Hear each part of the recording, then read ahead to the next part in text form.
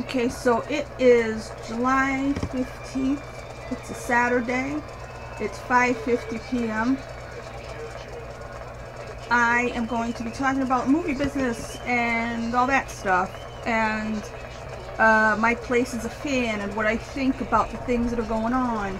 And I got notes. I went to see Mission Impossible Dead Reckoning Part 1 for a second time today. I got a lot to say. Golf's on in the background. I'm realizing I didn't mute it, so hold on. I'm probably going to pause a lot and edit together as I remember what I was supposed to say, but yeah. I saw Dead Reckoning. I went up to Boston the other day. Really liked it. It ended up being a waste to go to Boston, really. I had to get it out of my system, though. I wanted to go up there, and the easiest thing for me to do is to see a movie, because I used to do that quite a bit back in the day. Not the old days, like 2000, before 2019, say.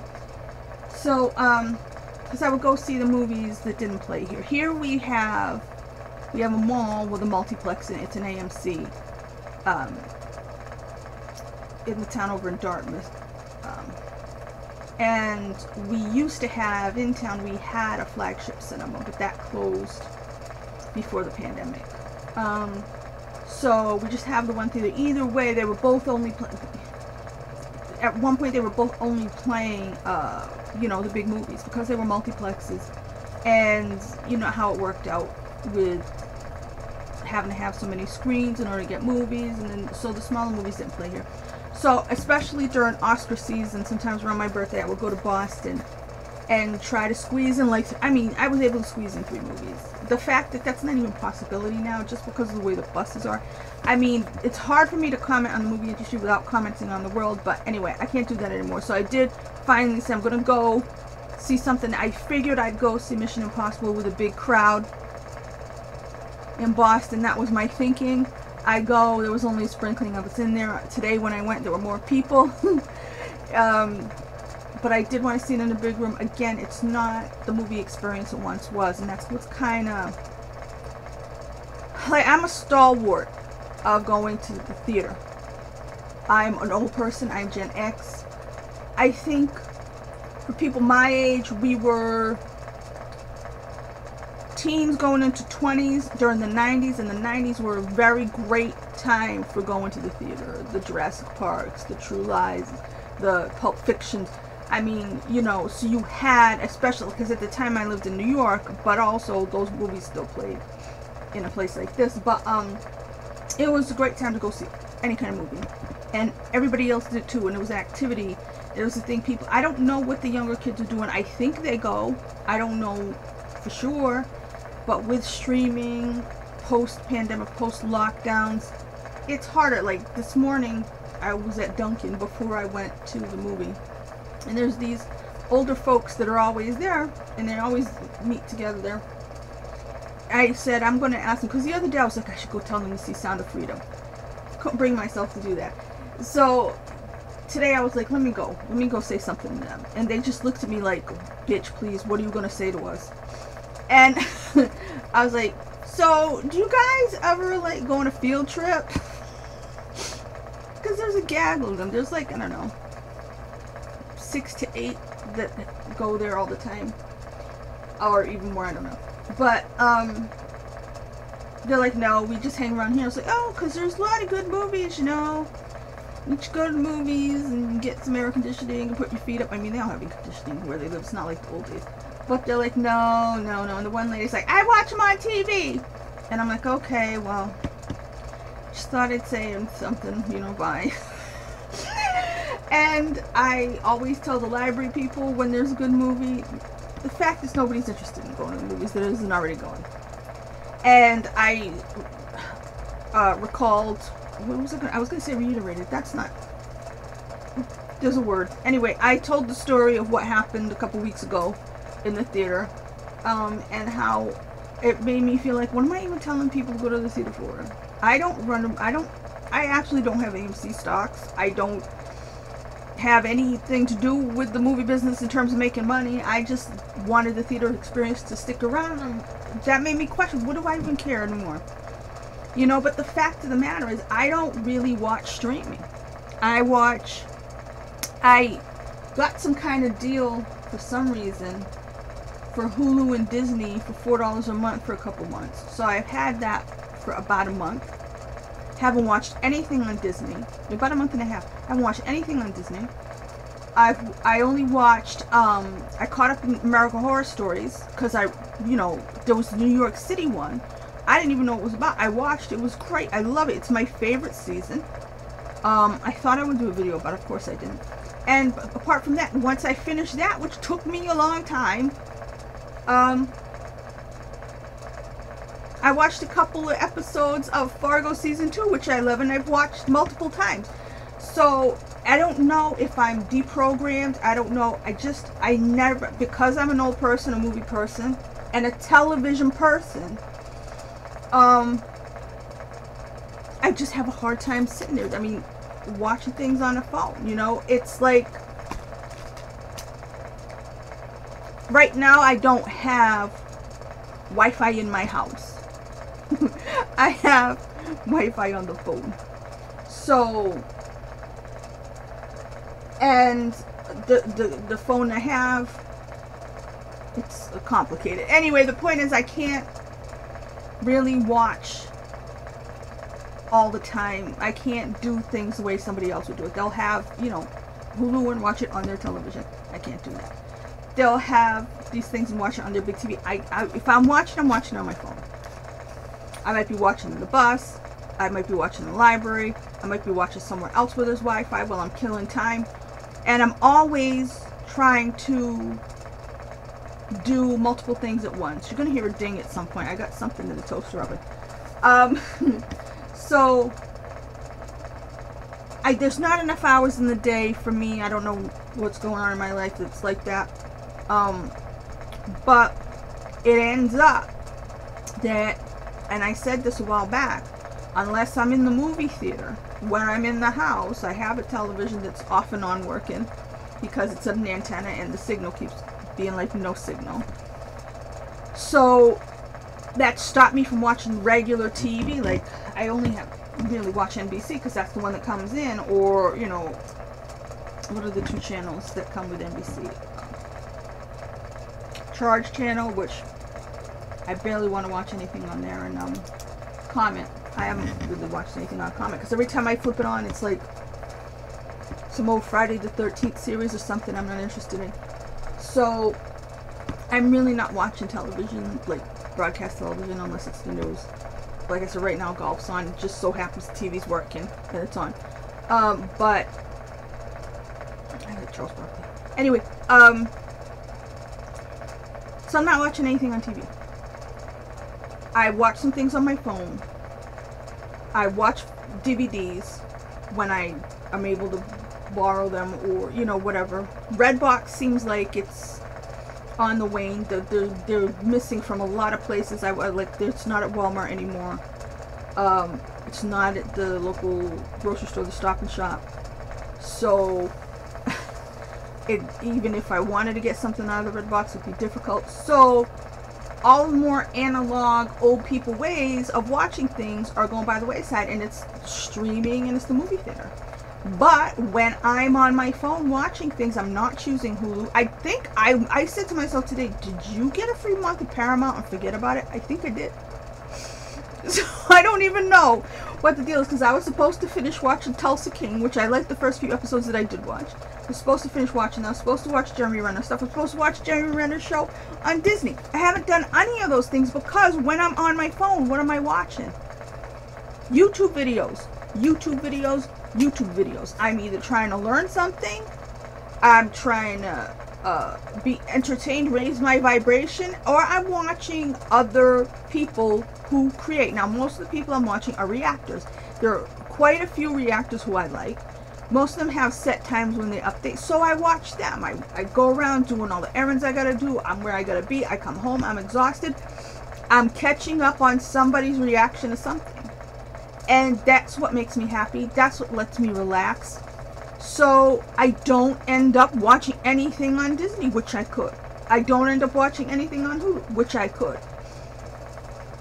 I'm just not that interested in streaming stuff. It has to be something I already know I want to watch. I mean, there's things I want to watch on Netflix. I still have not gotten Netflix. I haven't had Netflix for like 2 years.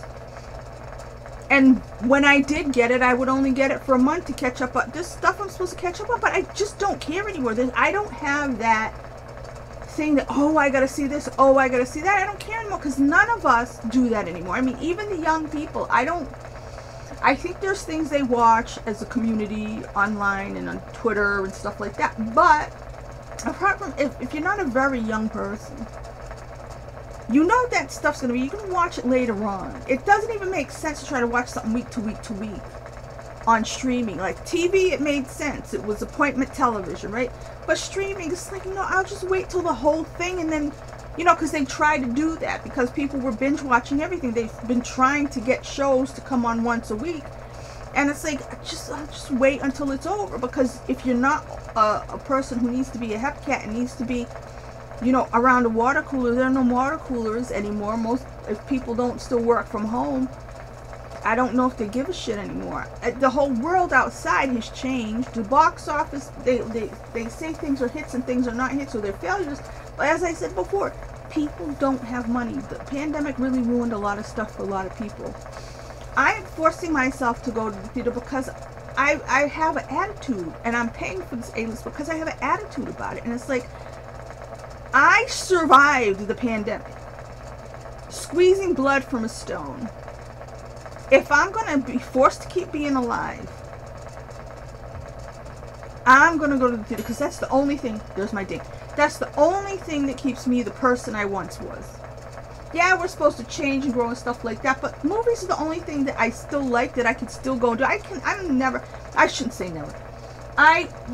For the foreseeable future, I can't see myself unless I win the Powerball, I can't see myself being somebody who goes to concerts, who goes to Broadway shows. I'm never going to put in the effort I once put in as a poor person to still be a human being and go and sit in the tippy-top seat, but be able to see Brigadoon, or be able to see Sunday in the Park with George, you know, or haul my cookies to the New York Film Festival to go to one or two things, you know what I mean?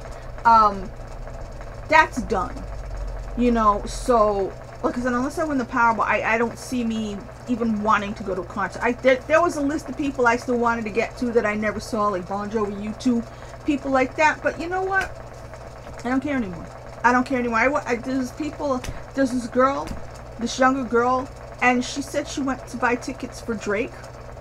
And she said it was like $600 or $700 with the fees and stuff like that. I'm like, excuse me, what?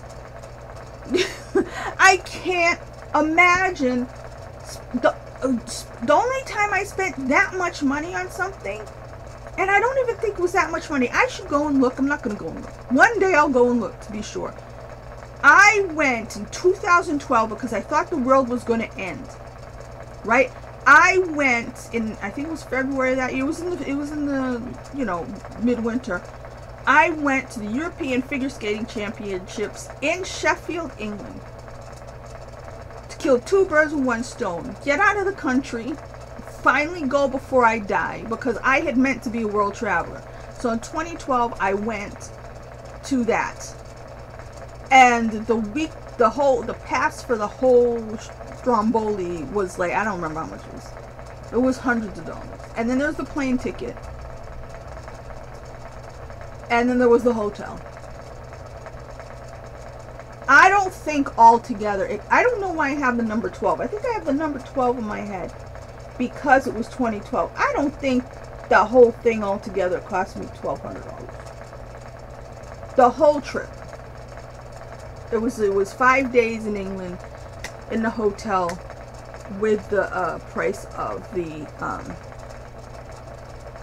and I took the megabus for £3 to London one day to go make quick hits of Buckingham Palace and Big Ben and, you know, all that stuff. I didn't get to platform 9 3/4, but I saw a couple things, you know. And I walked it.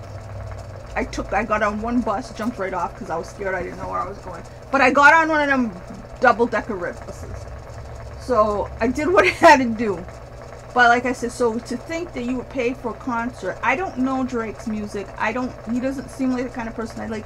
He looks like a rapper. I don't know what kind of shows rappers put on, but I assume they stand there and rap. And I would equate them with some of the other groups, like in the 90s when I was a younger person. The kind of people who just kind of stood there and sang, and, you know, the clothes they had on looked like it was laundry day. I'm not saying, what were the people I'm thinking of? Blues Traveler, or the groups I didn't like. Hootie and the Blowfish. You know what I mean? They would just stand there and not sound good and not be handsome and not have dancers or, you know what I mean? So I'm assuming, I don't know. He could have amazing sets and all. I don't know what goes on in this man's show. I'm just guesstimating. But I know when the kids watch like a show, like one of their people on the Grammys, the younger folks' hip hop artists or whoever they like, they're always amazed by something, and I'm just like, okay. But yeah, so movies are the last thing I can do, and I'm gonna go get my thing from the whatever. So yeah, so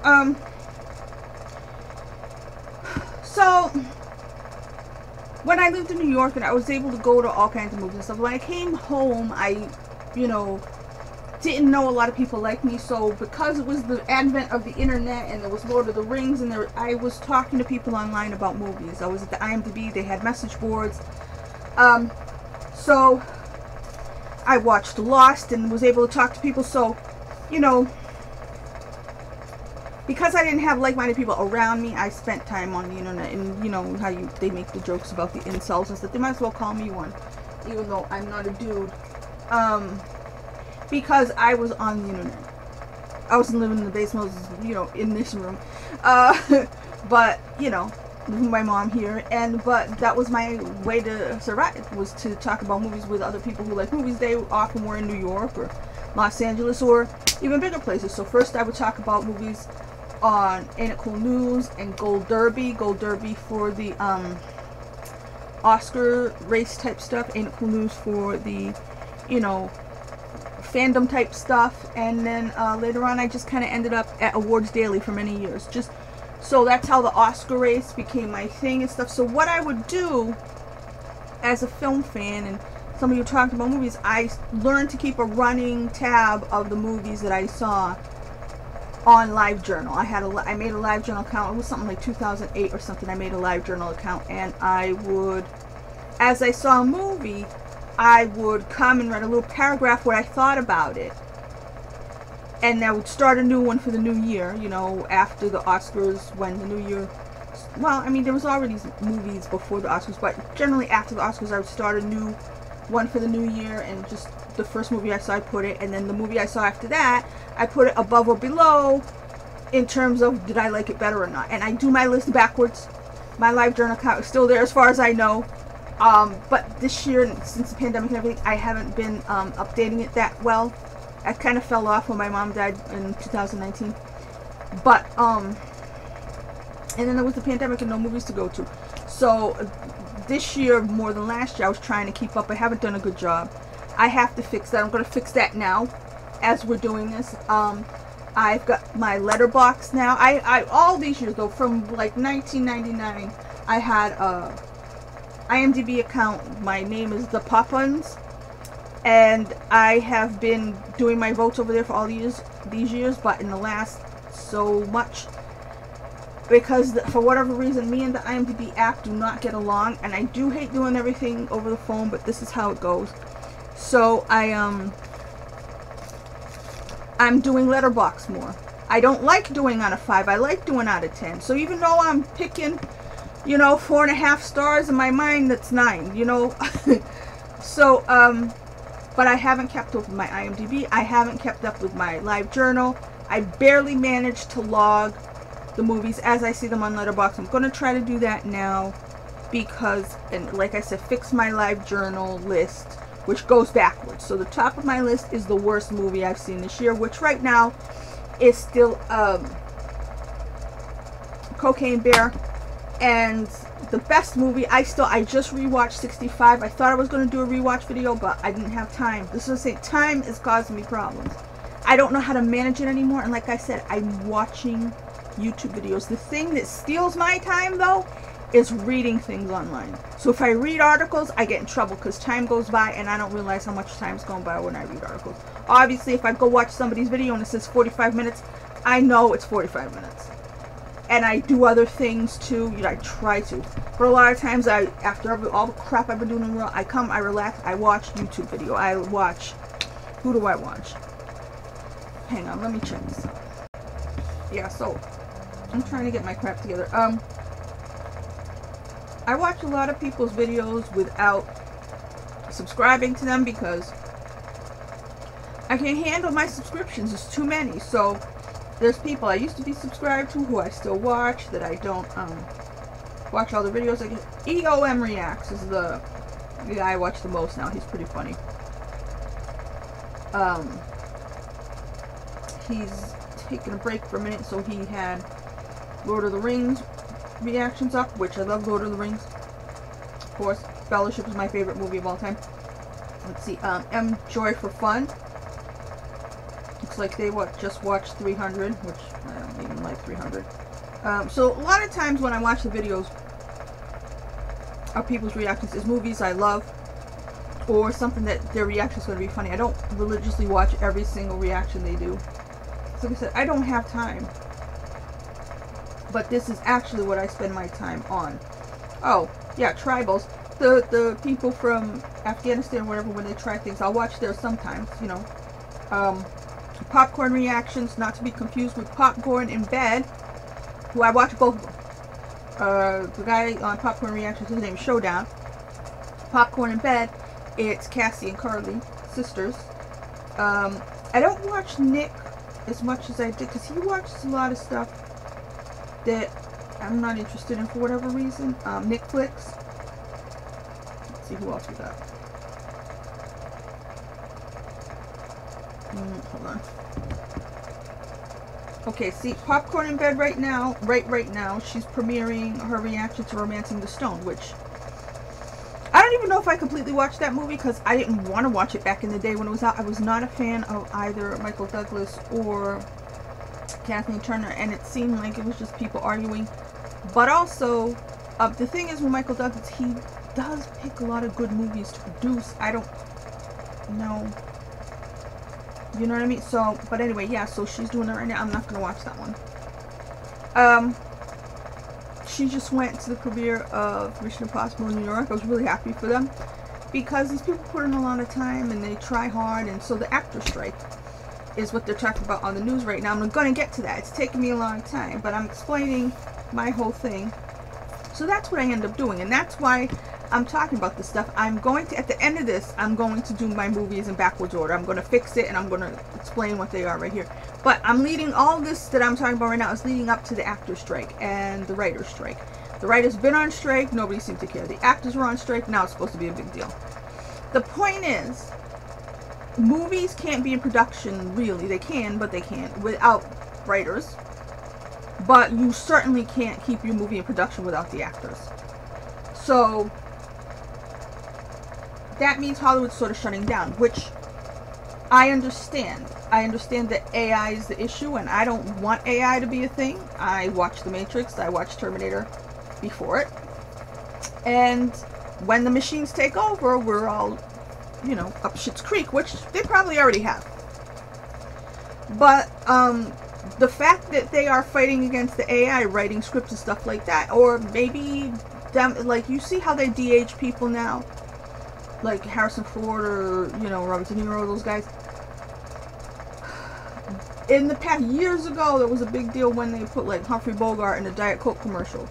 You know what I mean? If they start using people's images, people, you know, absent-mindedly signed over their image, you know, to be used. Like Princess Leia was used, I think after her death, or whatever. A de-aged, computer-generated version of Princess Leia was in one of those movies. Was it Rogue One? I don't remember. One of those extraneous Star Wars movies that I don't care about. So it's entirely possible they won't need actors. And it's entirely possible that they will, before that, not need writers. Because if AI can write a script, you know what I mean? And if you can digitally make actors, or, oh, this isn't Brad Pitt, but this is this is Chad Tritt or something, you know what I mean? And he looks exactly like Brad Pitt, except his eyes are green and his hair is warm brown, or, you know what I mean? Or strawberry blonde instead of blonde. If they can do that, like somebody was saying something about Freddie Mercury and making songs that computer generated songs that sound exactly like Freddie Mercury. I'm like, I don't want that. I don't want it. I don't want any of this. I've been saying for a long time I want things to go towards being more natural. You know, I would like to get back to nature more. I was not a nature kid. I did not go camping. I did not do these things. So in reality, I can't go live in the forest, in an emerald forest type situation. But there's too many. Like, I hate the phone thing. I wish we could go back to there being payphones everywhere. You know what I mean? I don't think we should have made that decision. I think the fact that there were Obama phones made it so that everybody had to have one, because you couldn't use the excuse that you didn't have money for one. And now we're in a situation where there's nowhere to charge your phone when you're outside. Nobody wants to let you use their electricity because electricity bills went through the roof in the last year. So everything's a mess, but I don't enjoy all the extra technology. I don't like it. I wish I could go back to the theater experience. I said this many times. Going to a theater that was like I use the Ziegfeld Theater as an example because a lot of people who've been to New York or lived in New York at a certain time went to the Ziegfeld Theater to watch a movie. And that was many generations of people went to that theater. Many generations of people went to Radio City. You know what I mean? So when I use those examples, it's because many people know what I mean by the way those theaters are set up, where it was just an incline and a huge screen, and that was all I needed. I don't need a barca lounger. I don't need to recline. I don't need to take a nap. You know what I mean? All this stuff is supposed to make it better. It's that you trained people to stay home and watch movies by having them recline and be in their pajamas. You know what I mean? It's not an event anymore. It's not, oh, be in a crowd of 1,000 people all cheering at the same, well, maybe not 1,000. I don't know how many were in those theaters, but hundreds of people having that shared experience. I just tried to have that shared experience. I guessed wrong. I went to Boston and there was like, I don't know, 12 of us in there, or 20 or something, but really spread out, and I couldn't hear anything. Today it was amazing. Same movie, there was a person somehow in front of me, a big theater, but there was a person in front of me, somebody over there, and somebody over here in my row, and they were all crinkling. I was like, did I suddenly get supersonic hearing? Because the person in front of me is crinkling a bag. The person in front of me, I had to look at the bag, because why is this bag crinkling so much? It was like a little bag, like, I don't know, the size of like one of, you know, when you get 2 for $1 if you buy both of the little Lay's potato chips. And he was like sticking his whole hand in. And then there was a guy over here who was wiping his mouth. Now look, this is a napkin, right? It's hardly making it. I don't know, he had the loudest napkin in the history of mankind, and it was like sandpaper, and it was rubbing on his beard, and I was going, and I was like, I can't believe it. All 3 of them were going at the same time, and I'm like, ah. But you know, it's just people, I don't know, everything's crazy. But the theater experience, you used to go to the theater to sit there, and you went out, and if you went on a date or you went out with your friends, it was a thing to do. It wasn't the same as being home. You know, people got sound systems. Like I said, they watch things streaming. They don't even want to be bothered because they know the movie's going to be in their house in no time flat, and they're already paying for the streaming. Why should they pay to go outside? They don't even want to be around other people. You know, I get that. So now you have the writer's strike. Now you have the actor's strike. And I'm like, the leverage would be that we're going to crave our TV shows or our movies, and if it goes on for a year or it goes on for a long time and these things dry up, what are we going to do? I, as a big film buff who used to really be, I don't care anymore. If there were no more movies coming out starting today, no Barbie, no Oppenheimer, and I got to talk about that too. I don't care. There are enough movies in existence. There are enough things in existence that I haven't seen. Still, as a film fan, a film buff, somebody who considers myself a film buff at some point, to get me through the rest of my life. I can rewatch what I'm already watching. I can watch other people's reactions, not to watch the movie, to watch their reaction to it, because I want to see how other people like it. The reaction has replaced me being in a theater with my fellow movie fans, reacting with them in time. Okay? So, now I'm watching grown adults who didn't ever see E.T. Rob Squad reactions, those two. I forgot about that. You know, reacting for the first time to a movie I saw as a kid and I loved. And you want to see people react. It's at first it started with songs, watching reactions to songs, but it has transitioned into movies. What's his name? Leo. What's his channel's name? Give me a minute. It's Mr. Video. Let me see who else was on here. Asian BJ. Reelin' with Asian BJ. That's their film channel. David versus Film. Cartier Family. They don't do movies though. They do music still. Or sometimes they react to like news stories and stuff like that. Logical Movie Reviews. I just saw these two people doing Lord of the Rings. I don't even know how to say it. Diane Nat Reacts. I've only watched 2 of their videos. But, there's a lot of other people. But like I said, every once in a while, because I've watched a lot of one person, I'll be like, okay, I'm going to move to somebody else, or, you know what I mean? But, watching these people be happy, them making jokes about a movie that I love, or, you know what I mean? Waiting for them to react to something I know it's coming. This is more entertaining. Or it keeps me happier than the movies. Now, movies aren't always supposed to make you happy, but you understand. This is my pastime now. This is what I do. I'm watching YouTube videos. I'm making my own because I feel like I need to say something sometimes. I don't speak to a lot of people, so sometimes I think I'm the only one who thinks a thing. And that's why I say it. I'm doing my commentaries. I'm going to try to shift away from the way I've been doing it. Like I said, I don't want to do...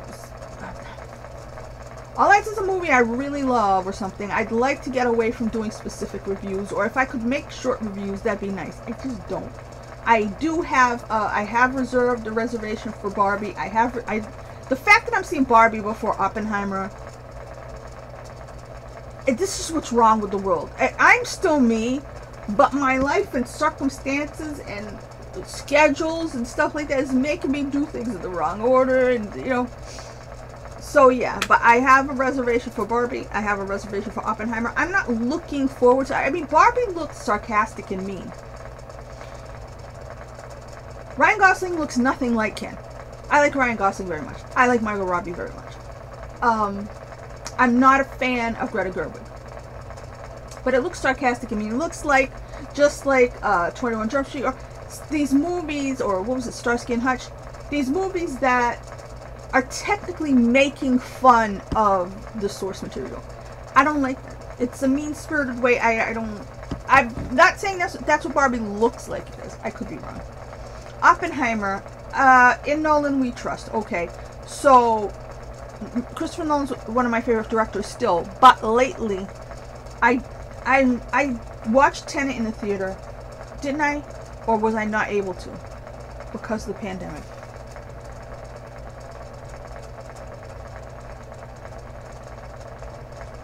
I don't know. I didn't like it, and then I watched it the second time.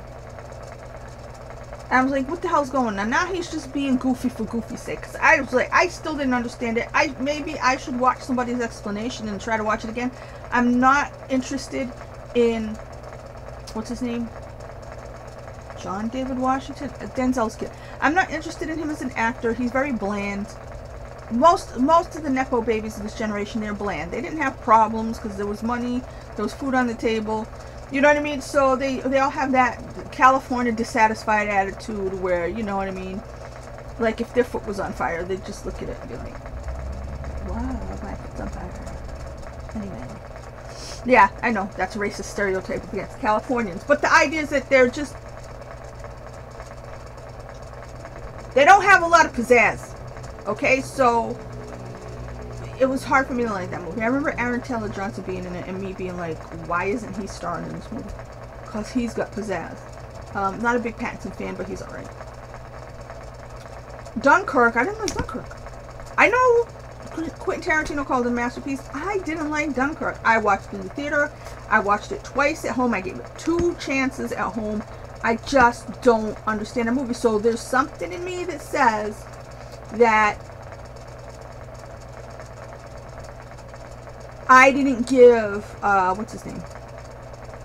Jonathan Nolan enough credit. Because the common thread of love that seemed to go through all the other movies, The Prestige, you know, all the whole Dark Knight trilogy, Inception, you know what I mean? All that stuff. Wait, this was the Wimbledon final weekend? I didn't even know that. Are you for real? Who's in the men's final? I just saw that. Oh my god. I thought that was the first week of Wimbledon. Because the news, my TV hasn't been, oh my god. I used to buy strawberries. Somebody was buying strawberries in front of me just now. And it didn't even hit me. Oh my god. Who's in the final? Sorry, that has nothing to do. Oh my god. I'm going to pass out. This is what, I'm not me anymore, but it's not my fault. Circumstances and bullshit and not enough time and exhausted brain have led me down a path. But anyway,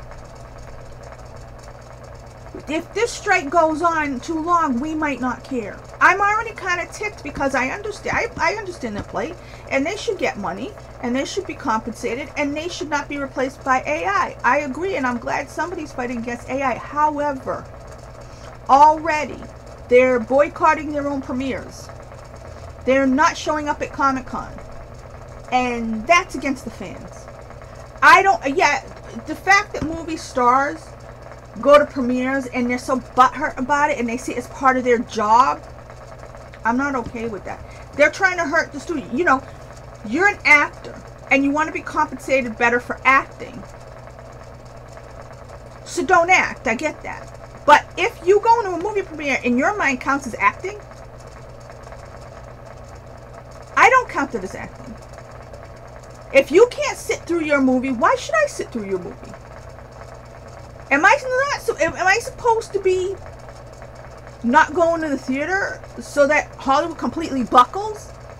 Because if they break Hollywood, a lot of people don't care anymore. I'm on the fence between the kind of people who are fed up and say, go woke, go broke, and the person who still wants to go to the movies and still wants them to be great and is still trying to give every movie a fair shake, no matter their creators' politics. But if you break it, you bought it. You know what I mean? If you break Hollywood, as much as this is my only pastime anymore, I don't even care now. I've got YouTube. I can watch movies. I can sit here, close my eyes, and play Lord of the Rings in my head. I can play Rocky in my head. I can play Star Wars in my head. I could watch other people react to. I could, you know, watch the countless movies I've never seen before. European cinema, Japanese cinema, movies I just, you know, nobody has the time. And with all the crap they've made on streaming, I don't watch any shows that I White Lotus. I still don't know what that is. I know Jennifer Coolidge is in it. There's so many things I started and didn't finish. What was that? Something Perfect Strangers or something with Nicole Kidman and Luke Evans was in it. I mean, Luke Evans is one of my favorite people, right? I forgot to finish it. There's so many things that's just been created in the last decade. I'm never going to finish if nuclear war happened, but somehow I survived time enough at last, and I was able to have everything at my fingertips with nothing else I got to do. I'm never going to exhaust what already exists. these strikes might backfire, and the attitude of not going to your premieres, not doing your press, you know, you're going to shut down the talk shows, you're going to shut down everything, so we'll stay on YouTube. And I'm not kidding. I mean, I don't, like I said, I've got Hulu and Disney and maybe Paramount, and I don't even pay attention to that. I only have them because they're cheap. If I don't hurry up and watch the shit I gotta watch, I gotta cancel them before the price goes regular. You know? But if I don't hurry up and do that, oh well. I've made that mistake before. I had a free month of Paramount a while back. That's how I watched Tulsa King. I couldn't manage to finish one season because there's other stuff I want to watch instead, or I've got other things to do. But I'm still going to the movies, and I'm trying to go more than one time a week to get the full value for what I'm paid for.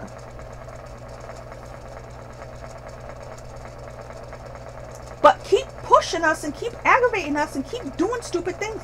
If they bork Comic-Con by not having any of their panels, and you know, this is a fan celebration of used to be comic books, but really Hollywood.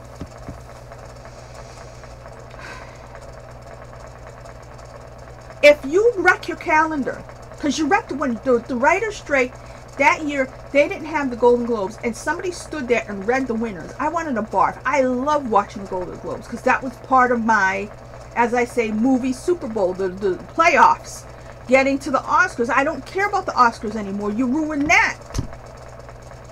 You ruined it before the pandemic, but you really ruined it during the pandemic. Now watch you start doing popular things. Watch you nominate John Wick 4 in the year that I don't like that movie. But watch you start nominating popular things to try to beg people to come back. But you're constantly pushing people away with your bullshit. And I'm sorry, I can get behind you wanting your compensation. And I really am glad that they're fighting against AI. However, if you don't want to sit through your premiere, why should I sit through your movie? Why should I go see Oppenheimer? Do you know how interesting Oppenheimer is to me? First of all, I'm against nuclear stuff. I'm a fan of Oliver Stone. He came out with some kind of documentary about why nuclear power is good. Maybe I'm brainwashed. I don't want to have shit to do with nuclear power. I just said about going back to nature, right? Nature, nature, nature. If we got rid of all our stupid need to have, I mean, apart from I need a fan or I'm going to pass out because it's too freaking hot because they ruined everything. Wildfires outside Los Angeles. Well, I mean, it's Hollywood. Hollywood is really, I don't know. I believe it's personally, this is a different discussion. Never mind. Anyway, so, you might break Hollywood for good by your own doing, by the strikes, and it's weird and sad and disgusting, but they shouldn't. What's making me barf is they're not going to the premieres. They're not going to Comic-Con. You're going to say, okay, well, you're basically going to let your fans forget about you. If they forget about you, and they forget about your show, and they forget about your movie, the other ones, they're watching anime, they're playing video games, they're watching stuff on Netflix that I don't even know what they're watching. They're doing the kids are doing their own thing. They're watching TikTok videos. They're making their own content. I don't even watch TikTok. I don't have a TikTok account. I don't know. I just assume it's kids doing stupid shit all day. Most of us, I said a year ago, haha, we're just watching YouTube videos anyway, making a joke, but it actually is true. That's what I spend most of my time doing. Not watching television. I don't watch any I mean, during the season, I was trying to watch Chicago Med. Somehow I got interested in that. And I still would watch SVU, but it was very crappy. It was starting to get crappy.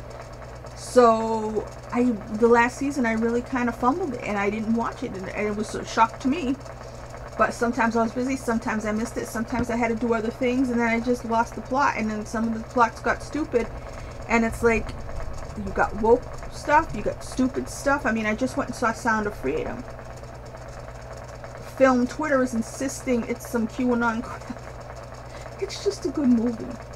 I know where my politics are. It's just a good movie. I went and see Mission Impossible. I watched two different guys kick girls' butts. And I was like, woo! You know, not that guys should kick girls' butts, but just, hey, you know, all's fair in kicking and spying and all this stuff. And the movie is timely. And that's basically, spoilers for it, the villain is AI. But Tom Cruise is trying to save Hollywood with his movie. Same time, you're gonna picket and ban premieres. Not ban premieres, but you're basically making music, which is gonna affect, like I said, it's gonna do just what the writer's strike did before, with there being no what do you call it?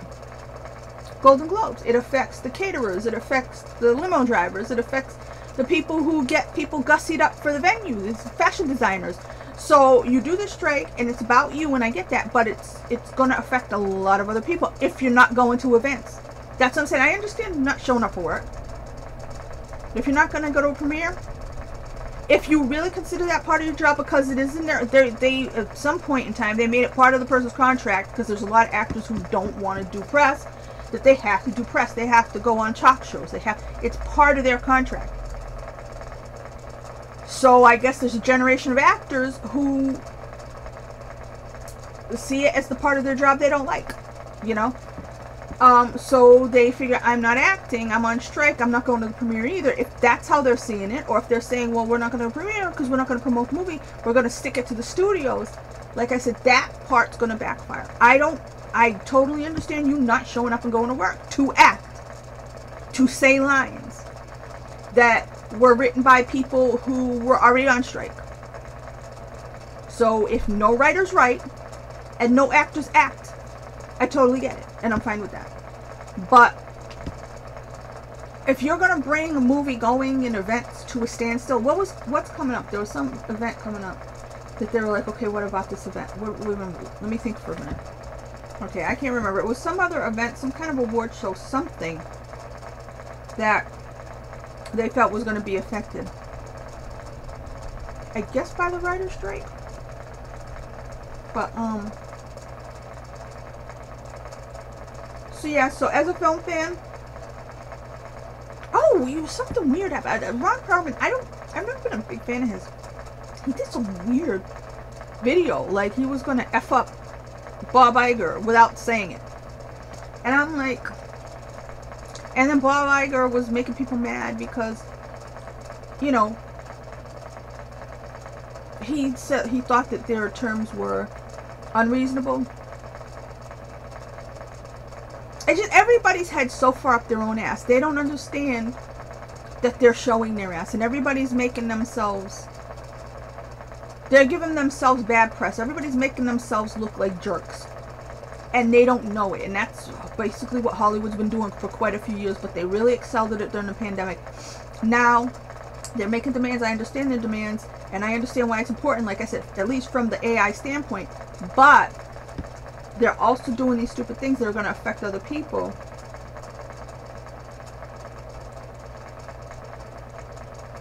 I don't know that they understand that. Like, I can't, it bothers me that they're not showing up for events. I don't remember what this other thing I'm thinking of is.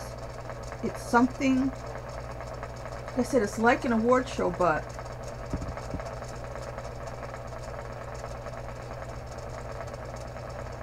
the Emmys aren't usually till September, so I don't really know what I'm talking about.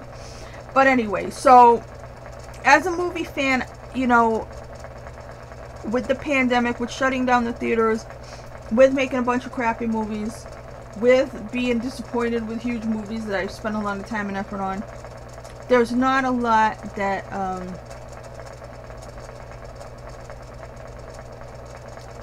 there's nothing I'm looking forward to so much. I don't look forward to movies anymore. There's nothing that I feel like I'm really gonna miss if no more new movies come out now, because most of the new movies, they're not crap or anything. I mean, okay, I enjoyed Mission Impossible, but it's one of 7, you know, and it's based off an old series. You know, I'm not really going to the movies and being thrilled by anything new. I'm not being like Sound of Freedom. Okay, it's a good movie and stuff like that, but again, It's an issue that I've known about for 20 years. So I'm not being shaken awake. There are people who need to see it. I'm not one of them, but it was a good movie. I enjoyed it. But 65, I liked it a lot. Everybody else says it sucks. This is still my favorite movie of the year. So I don't... let me now fix my LJ list. Fix my list. Put it in order of the things I should. And then later on, I will actually fill in on my actual live journal account, which starshine_3 is my Twitter. And my live journal, I made them around the same time, like around 2008, when I was watching Lost, but that's not why. But that's my name, I just picked it. And at the time, we were supposed to have fake names. The name I used to go by on Ain't It Cool News and, what you call it? Awards Daily is Cherry Valance. That's my Discus account. I don't know. I need to change my email because I lost that email, so I don't know if that's still going to be my name. I may have to make the new account if I ever talk to them. I tried to go over there to Awards Daily to see if there was a post about the strike, and then I ended up having to defend Sound of Freedom. So I'm logged in right now, still under Cherry Valance, but as one word. But I may have to if I change it, it'll be to something that's basically my name, Antoinette something or other. You know what I mean? They would put a number or just my whole name. But yeah. So I'm not hiding. I've been complaining about movies and championing movies and talking about movies for 2 decades. And the thing is, I want to keep enjoying them, but Hollywood in many different ways is making it really hard. I support the strike in terms of not going to work, actual work, the acting and the writing, but not showing up at fan type events like Comic-Con. I don't get, because that's about the fans. You're not acting there. If you don't want to go, if you don't feel jazzed to go, if you see that as part of your job, get another job, because it's a great job to have. It's great to stand there and have a giant number of people just be happy to see you. That Hall H place is huge. You go there and you're like a rock star. You know, why is it a problem for you? But anyway, so I'm going to pause this here and I'm going to fix my LJ and we're going to go over everything that I have. I'm going to do it in backwards order. So I'm going to talk about Cocaine Bear first because I thought it sucked. And then we'll go backwards until I get to my favorite movie, which is still 65. Okay, so I'm over here trying to get a different colored pen to organize myself. I do have a lot more to say about Mission Impossible Dead Reckoning, and I'm going to do that when it gets to the point it is on my list. So yeah, Cocaine Bear. My problem with Cocaine Bear is he just acted like a bear.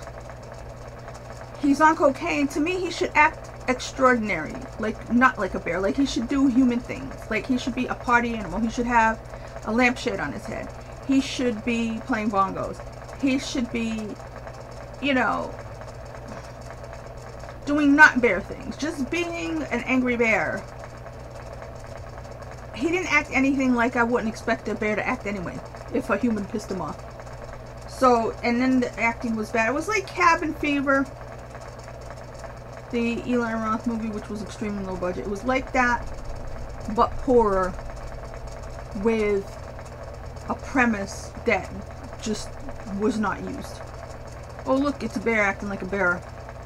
And this movie's of Cabin Fever, less than Cabin Fever quality.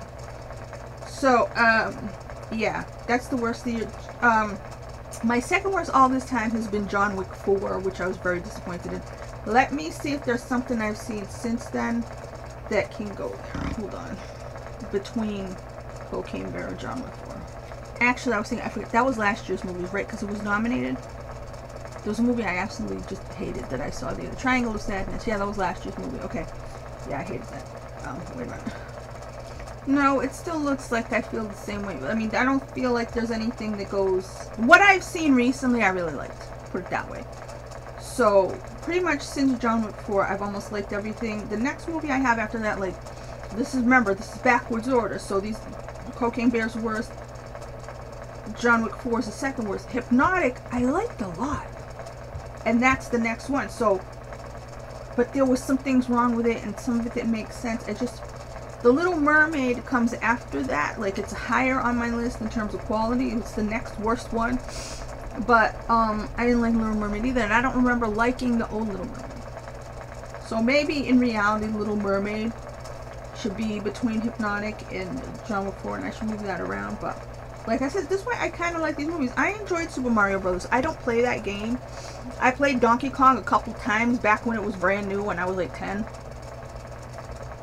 But I never made it past the first level because I really sucked at video games. I had an Atari. I didn't have Donkey Kong. I had an Atari. I had Pac-Man. I had like 3 games. I had Pac-Man, Space Invaders. I don't know that I had Centipede. I had like 3 movies. 3 cartridges. That's it. And, you know, I didn't get a lot when I was a kid. But, you know, I had the thing. But then I didn't have all the, you know, it was a weird childhood. Like, I didn't have money. We didn't have a car. But I had some things. Like, at some point we had a computer, but I didn't use it because I didn't know how. Like a Commodore 64 or something like that. I don't even remember. Yeah, it was weird life. Because I was by myself, you know. And then I think I ended up... Did I ever take my Atari to my babysitter's house? And it stayed there? I don't remember. Anyway, so I didn't play the game, but I enjoyed the movie. It was cute. And I really liked the song, just like everybody else. That song, Peaches, the song there, should probably win Best Song at the Oscars. At this point, I mean, what else is coming? Book Club 2 I enjoyed. I did not do a review for that. That's why I feel like there's something else I must have forgot. There's something else like Book Club or something that came out around that time, and I feel like I didn't vote for it or something because there's something missing on my list, I think. But Book Club 2 I enjoyed. I liked Don Johnson. I like Jane Fonda. I wish these people didn't get plastic surgery, but I enjoyed the movie. Candice Bergen was cool with her zingers still. But yeah, for what it is, I enjoyed it. I did see the first one. I don't remember it though. Knock at the Cabin. M. Night Shyamalan's one of my favorite directors, but also, I didn't like Old. I didn't dislike it, but I didn't like it. Knock at the Cabin. I don't dislike it, but I don't like it. Spoilers, there was no twist, really. If you watch the trailers and stuff, in the past, the trailers would set you up to be confused. This was just, I felt like it was straightforward. If there was a twist, I don't know what it was. But it was a decent movie. I don't know, maybe if I wasn't expecting something, I don't know. Everybody was fine in it. I had no problem with it. Dungeons and Dragons I enjoyed. I enjoyed Hugh Grant. I enjoyed Chris Pine. I thought they all went along together well. It was fun. It was fun. It was entertaining. It's what movies are supposed to be. Movies don't have to enlighten you. You go, you have fun, you come home. That's what movies were supposed to be. And sometimes when there's a movie like this, I feel like this generation of moviegoer or the current type of moviegoer doesn't get it because they expect, I don't know what they expect, but being entertained isn't enough sometimes. You Hurt My Feelings I saw with Julia Louis-Dreyfus. I enjoyed it. I didn't like her as a human, the character. Her husband got his eyes done, which is gross to me. But, you know, I did do a review and didn't put it here. I put it on Rumble. Because I said something that I thought people may take the wrong way or the right way. I don't know if I'm not supposed to say certain things anymore, but it was an honest opinion. But yeah, I enjoyed it. Like I said, I was giving out a lot of 9s and 8s. I was giving out a lot of high marks this year. Like, let me see, what did I give Knock at the Cabin?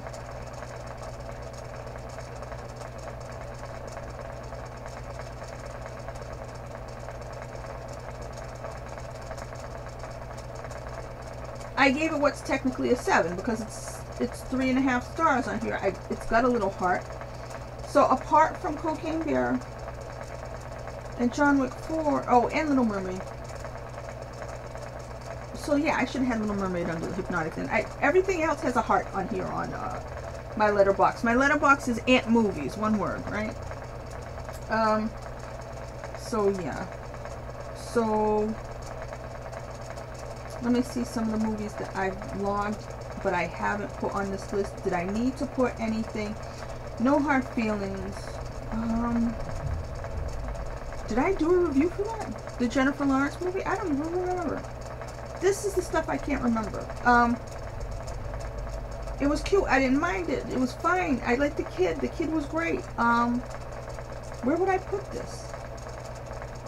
No Hard Feelings. Probably right around You Hurt My Feelings. So right in this area is where No Hard Feelings goes. Above or below You Hurt My Feelings. Isn't that funny? This almost the same title. I don't know. Right in there. Oh, Indiana Jones and the Dial of Destiny probably belongs below some of this stuff. Wait a minute. Indiana Jones and the Dial of Destiny belongs... Ooh, it belongs near the Little Mermaid. So, okay, I should have put that in there. Indiana Jones and the Dial of Destiny belongs under Super Mario Brothers. Okay, yeah.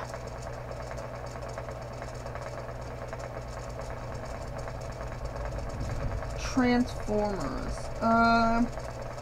Transformers is kind of equal to Dungeons and Dragons. So it belongs right in this neighborhood. Yeah, I enjoy Anthony Ramos, however he says it.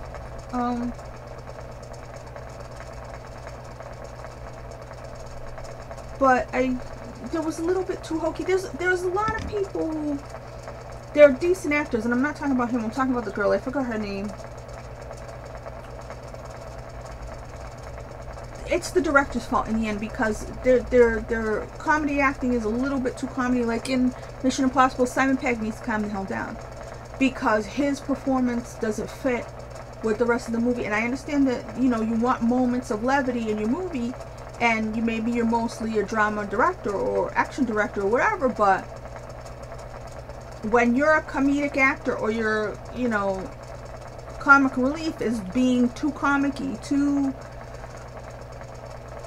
cartoonish, you gotta calm them down a little bit. So there's a lot, I guess, what's happening right now with these directors and stuff like that. They're good with the cinematography and the, you know, organizing all their departments and stuff, but they're actually not giving a shit about the acting.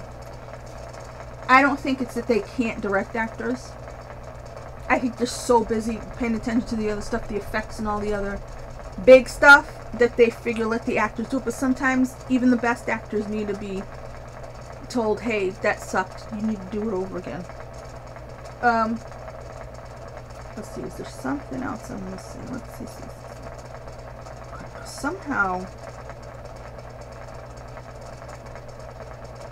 the order in which these movies came, like The Blackening, I enjoyed The Blackening. Where I'm gonna put The Blackening higher than a lot of this. So okay, so after You Hurt My Feelings, the next worst, I mean, these are all movies I like. Big George Foreman, what did I give it on here?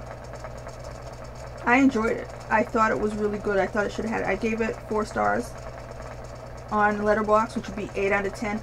I thought it should have had a bigger audience. It's an inspiring story in that it's not just hokey religious, and these are movies that are being geared towards, like Sound of Freedom, they're geared toward a certain audience, but they're not childish, baby, mamby-pamby, we're going to treat you like children because you don't want to hear curses and things, you know, or you don't want to see adultery, or you don't want to see, you know, Christian, movies geared towards Christians don't have to be childish, or, you know, and that wasn't, and I don't understand where the audience was for Big George Foreman, because that should have been that Christian crowd. They should have showed up, and I don't think it got much box office, but it was a good movie. The guys, maybe some of the people were miscast. The guy who was playing Muhammad Ali looked nothing like him. Like I said, Glenn Guglia played Howard Cosell. I don't remember his name. Hold on. But yeah, I enjoyed that movie, and it should have had a bigger audience. I just dropped my list. What did I do on my list? I feels like something's crawling on me. That's why I went to see if there was like a spider, a baby spider or something.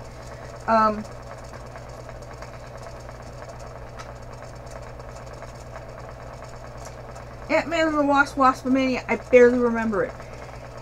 But I did enjoy the time. So, what have I seen since? Because this is, like I said, The Blackening, I'm putting higher. Hurt My Feelings, Big George Foreman, Ant-Man, Wasp, Waspomania, Shazam, Fury of the Gods, I really enjoyed. But like I said, yeah, so I think I'm going to put The Blackening between Shazam, Fury of the Gods, and The Pope's Exorcist. I really enjoyed The Pope's Exorcist. I don't know why I'm having a hard time saying Exorcist, but I really enjoyed that movie. I thought Russell Crowe was great. I enjoyed all the Italian. I enjoyed all the crap in the basement. I enjoyed it. Again, there's like... It's like if you have Russell Crowe and the script is good and you've got all the special effects handled, they dropped the ball on casting the kid. I mean, I don't like to pick on little kids, but the kid actor, his face wasn't good for it. It just looked...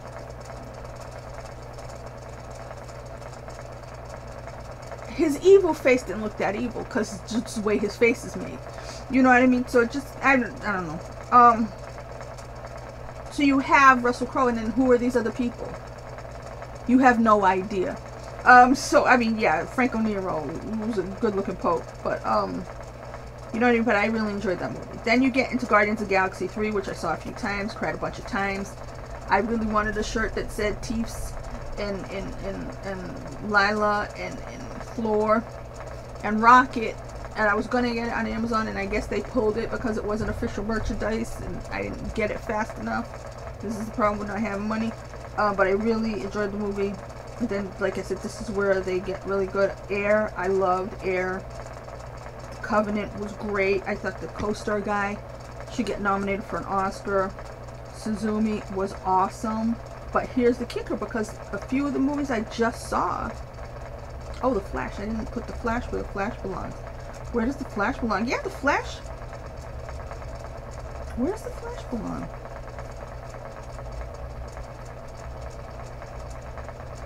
Because as much as I'm loving these movies, I'm also having caveats, and I'm allowing for something that wasn't that hot because the rest of it is so great. And like I said, a lot of this stuff happened during the pandemic. I'm cutting people a lot of slack, you know, because, you know, this isn't the early 2000s. We're not getting amazing movies that were in production for a long time and everybody was firing all cylinders. We're not in that time right now. You know what I mean? So we have to make concessions for everything. Like Asteroid City, I love Asteroid City. It's too short. It's way too freaking short. But yeah, so let me look at this a minute. Where should The Flash go? I forgot about Elemental. Elemental. See, I knew I was going to screw this up if I didn't put them in order before I started talking. Elemental.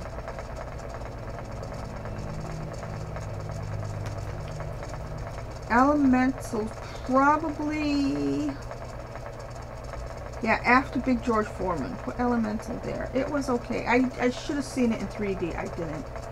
I meant to go back again. My personal life schedule is not,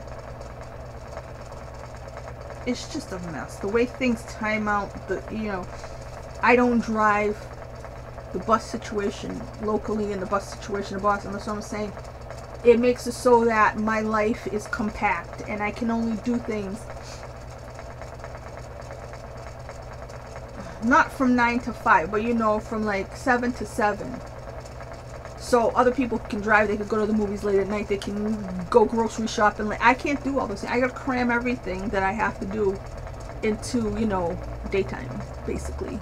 Sun, you know, when the sun is I can't do anything after that. So,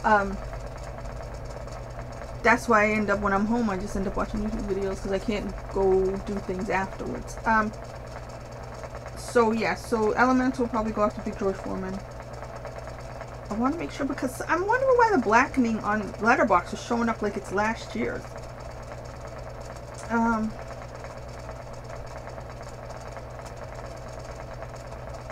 thought a summer documentary. I was able to vote on it on here.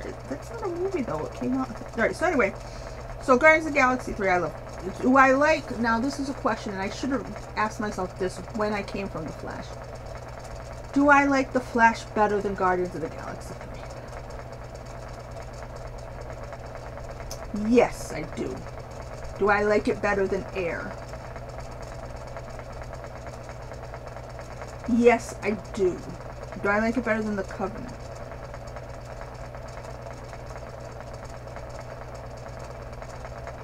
Now, Suzumi, there was some stuff in Suzumi I really loved, but parts of it were a hot mess.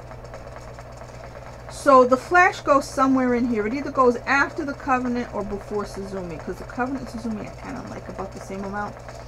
So, I wouldn't put The Flash in between them, but The Flash goes somewhere here. Do I like Asteroid City better than Beau is Afraid? Because Beau is Afraid was a masterpiece as far as I'm concerned, but just because something's a masterpiece, and I can acknowledge that, doesn't mean it's my favorite. It did seem like part of it was coming from my own head. There's a brilliance to it, but Asteroid City is also brilliant. So do I put Asteroid City before Beau is Afraid or after Beau is Afraid?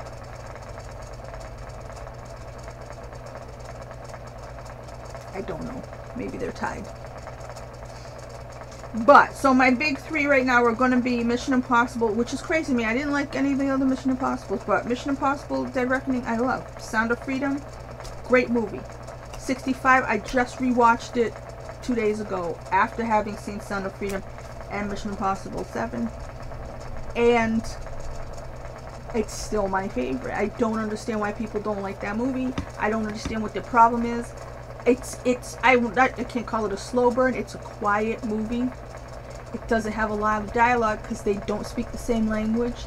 I thought it was very much a love story. I explained this before, the kind of love that I believe in. That has nothing to do with being a pervert. And I still felt that way. I felt like it was very warm. I felt a lot of good feelings of heart chakraness and good high vibrational things. I like Adam Driver, even though I'm not an Adam Driver fan, whatever those are. I think he's weird looking, but he's a good actor. I didn't like him. I didn't like him. I thought, yeah, he's okay, he's there, whatever, until he said yuck. And The Dead Don't Die. He said yuck, and the way he did it made me laugh so hard. I liked him after that. I liked Kylo Ren. I did. Last Jedi, I loved The Last Jedi. I said it before, I'll say it again. I know I'm not supposed to. But, so yeah. So 65 is my favorite. Right now in my mind, kind of. Sound of Freedom and Mission Impossible 7, I'm calling it that, are tied. Just like Beau is Afraid and Asteroid City are tied.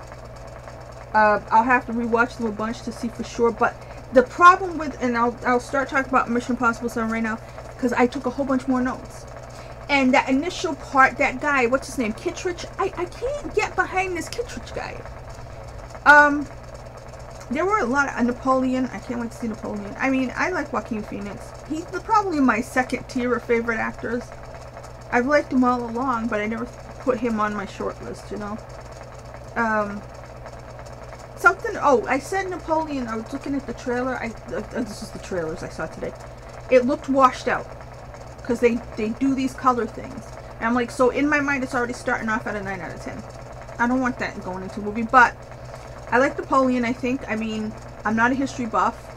I watched a documentary or something, did something last year. I was like, I think I like Napoleon. I mean, obviously he was amazing in Bill and Ted's Excellent Adventure, but I have no desire to see that Pedro Pascal movie. The one where they're like, we're Democrats. I'm like, oh, good for you. Yeah, Dune, I do want to see Dune. I'm sort of looking forward to Dune for no good reason, because I didn't even want it in the first place. I love David Lynch's Dune. Absolutely love it. People are always going to make a new version, and then it comes out the same stuff. It's like, what new version? It's the same exact thing. I mean, it's like they didn't even read the book, and they just watched the old Dune and said, I want to make a new version of David Lynch's Dune. The first half anyway, I don't know. I want to see the event of it. Like I said, there's a part of me that still wants to go to the event movie, you know? Even though the world's fakakta now. But yeah, I love that cast. The Meg 2 I want to see because I enjoyed the Meg 1. I don't like Jason Statham. But the Meg, I like the Meg. I said the Meg was better than Jaws. People can come and kill me. But Killers of the Flower Moon, I don't know. Martin Scorsese is Martin Scorsese. There was some kind of Bob Marley movie.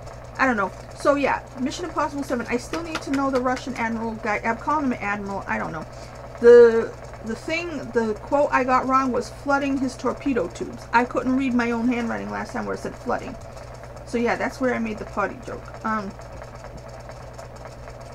The entity is about mind Fs. That's what I said. And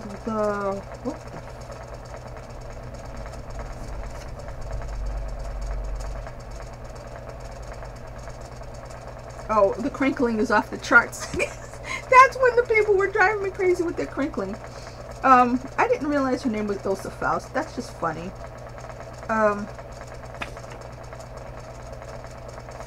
So yeah, so what's the rest of my notes? Hold on. Oh yeah, in second viewing, I believe the entity is good.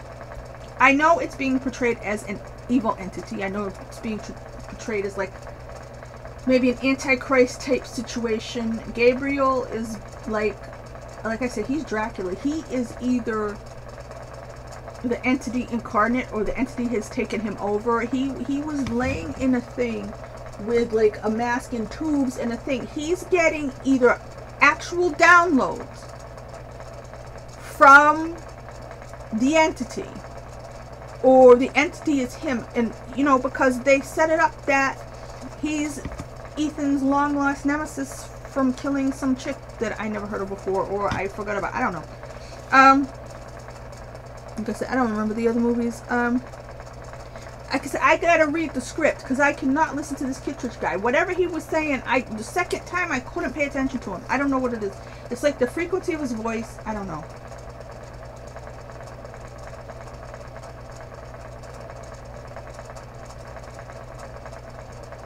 Yeah, in that whole first scene with the green smoke and everything, I'm like, Tom Cruise takes his breathing mask off, which is supposed to be like, you know how you wear a, what do you call those things?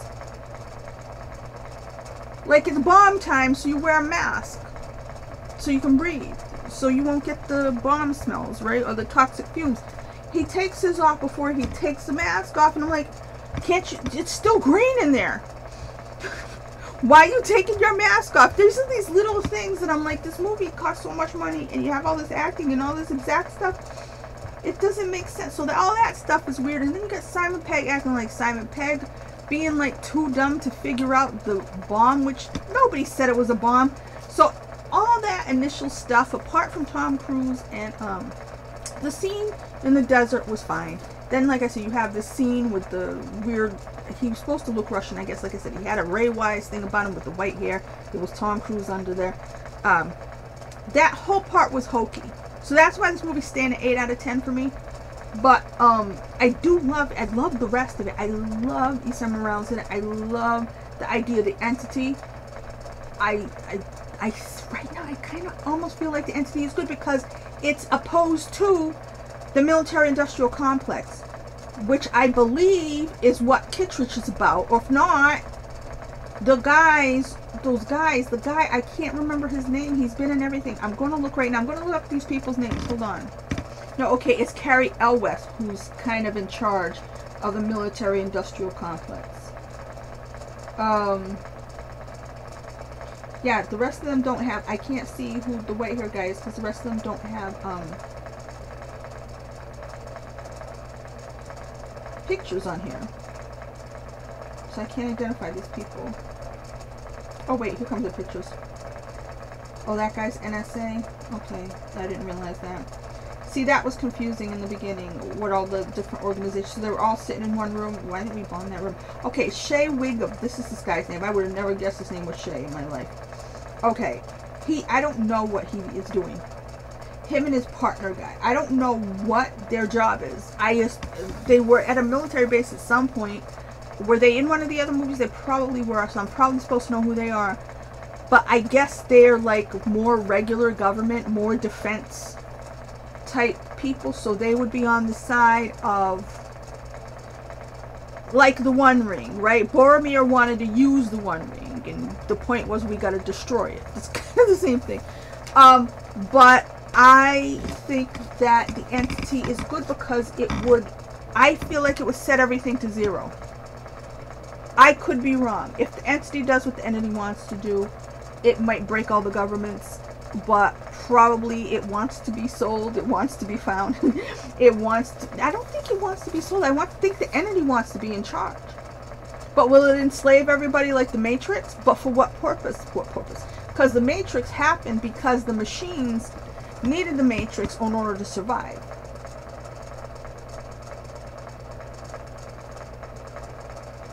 I don't know, but I like this, and this is why I'm saying this is the Christopher McQuarrie I became a fan of when the day I saw The Usual Suspects. But yeah, so just that first part, wherever, yeah, all the first part with the green smoke and Simon Pegg being silly, that makes it stay an 8. But there's so much towards the end, and Palm, she was such a great villain. I thought she did such a good job, and the girls, I really like the girls. Okay, and the other one, I don't know about her. I don't know why she's there. But Haley Atwell and Rebecca Ferguson, they were all great. They're all great. And I'm sad to see Rebecca Ferguson go. Honestly, the White Widow lady, I haven't liked her in anything. And I think at first I used to get her and Elizabeth Debicki mixed up, but Debicki's okay. So I'm not trying to hate anybody. Like I said, I'm not a fan of her for whatever reason. But yeah, I really enjoyed the movie. Hold on to read my notes. Hold on. Yeah, they said something about right and wrong being defined, like the entity will define it. That's kind of what they're trying to do with us now. That's what I'm saying. This is so timely. This is why it's great. This is why it's an amazing script. This is why the people who want to be off the grid were right. I knew that about 15 years ago. I kind of wanted to be an off the grid person. I don't have those skills. I don't have that kind of wherewithal. I didn't have the resources, but I love the club scene. Love the club scene. Okay, wanted to dance along to it. That's how bad it is. Because the music and everybody being there, and like I said, Issa Morales, and it's just, like I said, I'm in love with Gabriel, and I think Gabriel, the character, is, like I said, he's either Kaiser Soze or the entity is Kaiser Soze, but the idea of Kaiser Soze always been into that sort of thing. Like they called it Infernal Machine, kind of trying to say Inferno, making you think Satanic Machine. I just think it's flipped on its head. I really feel like the entity could do away with evil. Not because somebody gets it, it makes it, because why would the entity, I don't know. Oh yeah, so I was saying AI is Satan. Innsbruck I didn't get. I know Innsbruck was like a big something. Olympics or skating. I don't remember where Innsbruck is. But the point is somebody chose which country they were going to give the thing to. But the point is I wrote down fate and determinism because that's what's happening, because this is why life is the way it is, and this is why it's so hard to change your life, because all the decisions you've made have you on a path. You can't just jump off the path. You know what I mean? The immediate future is kind of decided. The further out future is different. You know, so it's math, and that's why a computer would be able to tell the future, because it's very hard to not.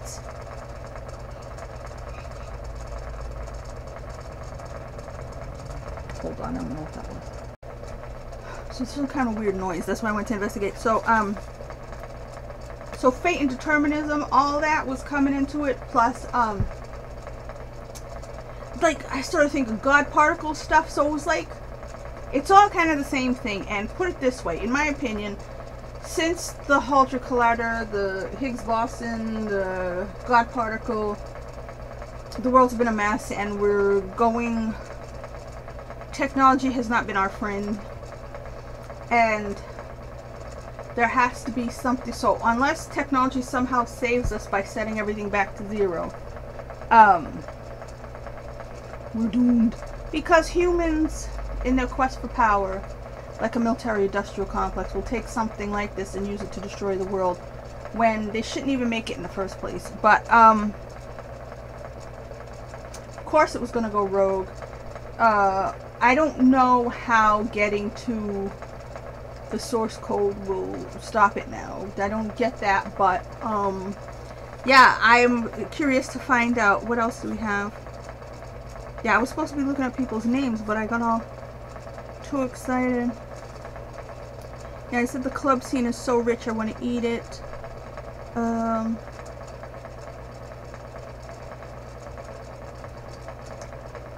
Yeah, this is why I like say the God particle is why we're all living in a dystopian nightmare now.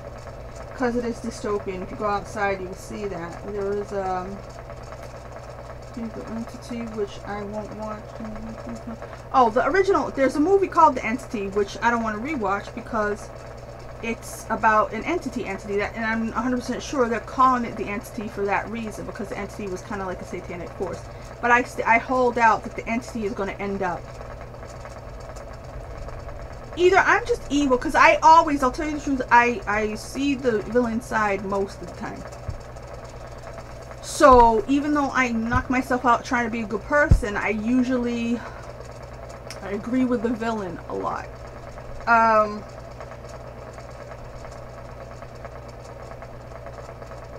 Yeah, I feel like this entity is not going to end up being bad.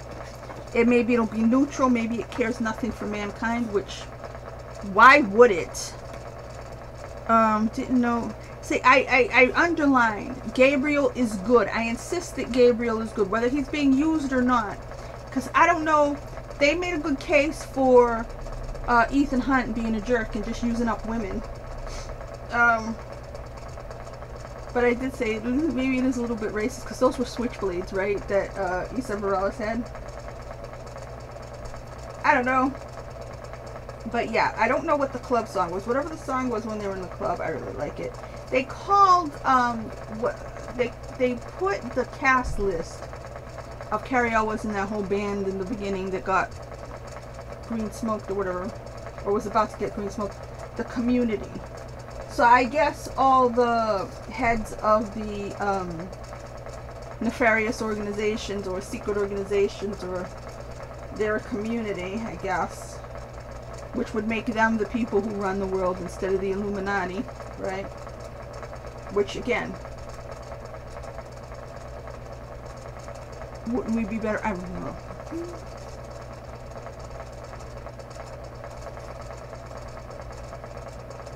Yeah, and the score, I don't know, I can't read credits anymore. There are too many names that kind of seem like the same. So whoever made the score won the movie. I also like the club song. I don't know what the club song was, but I just thought the score really, it wouldn't stand out so much this time, probably because I didn't see it in Dolby, whatever, but it's still, the score was perfect, whoever did it. Yeah, I'm holding out that the Entity and Gabriel are good, in that the world that we have as created by these agencies is bad. I don't want one world government, but I want everybody to be happy, which the guy, the partner of the dude, the Shade dude, was kind of agreed with me. Because they said, whose side you on? And he's kind of like, everybody's. I've always been on everybody's side. I say that all the time, which makes everybody hate me, but it's okay. So, yeah. But 65 is still my favorite movie. I did not do a proper rewatch because I just didn't have the strength and the time. I watched it lying down. Put it that way. But, yeah, I like it. To me, it's a love-centered movie. It's a heart chakra movie. Even though it's about sciencey stuff, like archaeology stuff, and, you know, to me it's that's a love story. And people are going to interpret that wrong. I just don't care. It's not what you think you mean. It's not what you think I mean. It's what I mean, and what I mean is not what you mean. What most people call love, I do not think is such a thing as love. I think it's not the ideal people have. I think it's a thing where people use each other. Again, power plays and all that junk. But that was two people saving each other. rescuing each other, filling gaps, you know. But so yeah, so as a movie fan, I don't know what's gonna happen. I worry that the strike could ruin everything, but I say worry in an intellectual sense because I don't care anymore. They made me not care. They really made me not care. And the elitists, the rich, most of the people in Hollywood, people who had great jobs for a long time, they don't know what the rest of the world is going through. So even like somebody who's been a working actor for 20 years has no idea what the common person is going through. Even though they think they do because their life hasn't been that great, and maybe sometimes they've had a hard time paying rent if they didn't get a job one time. You don't know what it's been like for normal Americans. Sorry. So it's hard for us to sympathize, and if you're going to thumb your nose at people, then you're going to not go to fan things because you're putting that under the guise that that's acting. You're just making people not like you more and more than you already did during the pandemic. So like I said, Hollywood, I think Gary from Nerdrotic, I mean his screen name is Nerdrotic, but Gary, he tweeted something that was like, somebody put a picture of, you know those Halloween stores? They put the Halloween store banner on top of the Hollywood sign, and it made me laugh. I don't know who originally did that photo, but it was really funny. It's kind of like, yeah, Hollywood's going out of business because they destroyed themselves, and it's sad because, you know, even those of us who have been really kind of perturbed by a lot of the stuff they've been putting out over the last little while because of agendas, we were fans. We were huge movie fans. I still think I am. But it's really difficult to be a movie fan nowadays. It's really hard. There's too much politics. There's too much BS. And now AI. I mean, whoever unleashed AI, like, it's a good idea. That person should be stopped. I don't even know who did it. Just one day I was like, hey, here's Chat GPT or whatever. Here's AI. I'm like, no, thank you. We saw those movies. And yet here it is. So that's the real, unleashing it is the real evil. Making it is the real evil. It can't be evil. Do you understand what I mean? Unless evil takes charge of it, which the evil that men do. You know? Meaning mankind, not a gender. You know what I mean if you're a Twin Peaks fan.